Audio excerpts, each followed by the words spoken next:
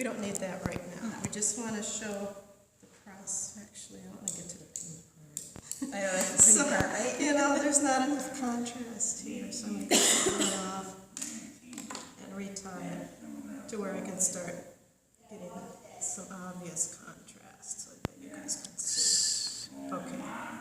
So, the reason why I've tied it to this ball of thread is because if you're doing both rings and chains, you need the shuttle thread and the ball thread. If you're doing rings only, you need only the shuttle. So I'm going to start out with the chain because it's got the two different threads and it'll be easy to see the color contrast. So there's two halves of a double stitch, that's why it's double. There's the first half and there's the second half.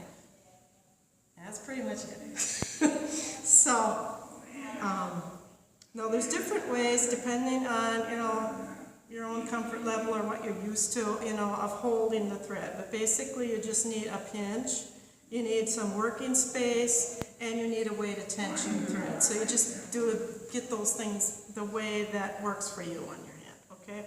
And if you're left-handed, you can do everything reversed, but there's kind of, two ways about that. Some left-handers learn to do it right-handed because they're using both hands anyway. And then you don't have to mirror image the patterns. Mm-hmm. But it depends. So, anybody here left-handed? Mm-mm. No? I'm not. Okay, then we don't gotta worry about that. Okay.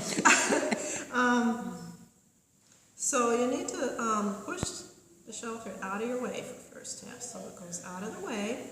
I usually just use one finger. And just go under both and back through that loop that you made when you pushed that shuttle thread out of the way. So you're going over and back. And then this is the tricky part that takes people the longest to learn, and it's like learning to ride a two-wheel bike. You can't do it until you've practiced, and then it becomes automatic. It's lefty-loosey, so see how I've closed up this hand, brought the fingers down a bit to loosen left-hand thread and pull the shuttle thread tight. You can see that the stitch is formed from the thread that's on your left hand. Mm-hmm. It's always formed from the thread that's on your left hand. So we're just going to snug that down to that beginning knot. So that's the first half. And then the second half,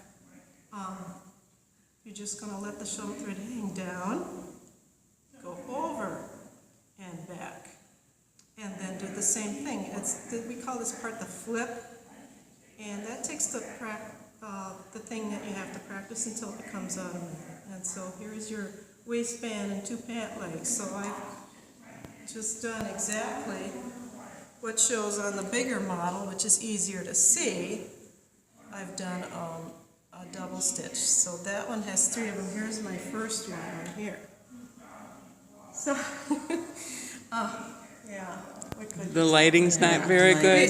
So anyway, but this is of course the basic slip and slide method of tatting, which is the classic method, which is what I can do to demonstrate for people, but it's not the way I really tat. But I can do it. Okay, so here I've got three of them done. So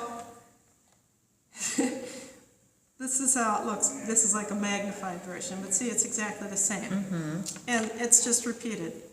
So once you get it, it becomes very easy to do. It's like learning to knit and purl and knitting. Once you learn it, you can just do it. I'm going to do your fingers. Can you get it? Okay. Yep.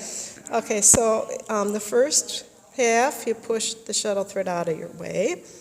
You go under both and back through. Oh, it goes in. And then you do the flip. And the stitch is formed from this thread that's on your left hand. You can tell there's pink on the shuttle right now, and we got white over here. The stitches are all white. Yeah. Second half, you let the shuttle thread hang. Yeah. You go over and back through, and you do the flip again. And there you have your waistband and two pant legs, and that's a complete double stitch. Okay. Now, supposing you want to do a picot. I was thinking that it had to get caught in the shuttle. It The does first- not, the no. shuttle. It's just something to Yes, hold the yes. thread with. Yeah. So if you do the first half and then you leave a little space and hold it there, and then do the second half, and you have a double stitch a little ways away from the other ones, and then if you slide them together, there's your Oh. picot. My problem was keeping the picots the same Well, size. yeah, it takes practice, or you can get a picot gauge, but I think it would be just too terribly slow to measure every single one. I only That's measure for my state fair and picots.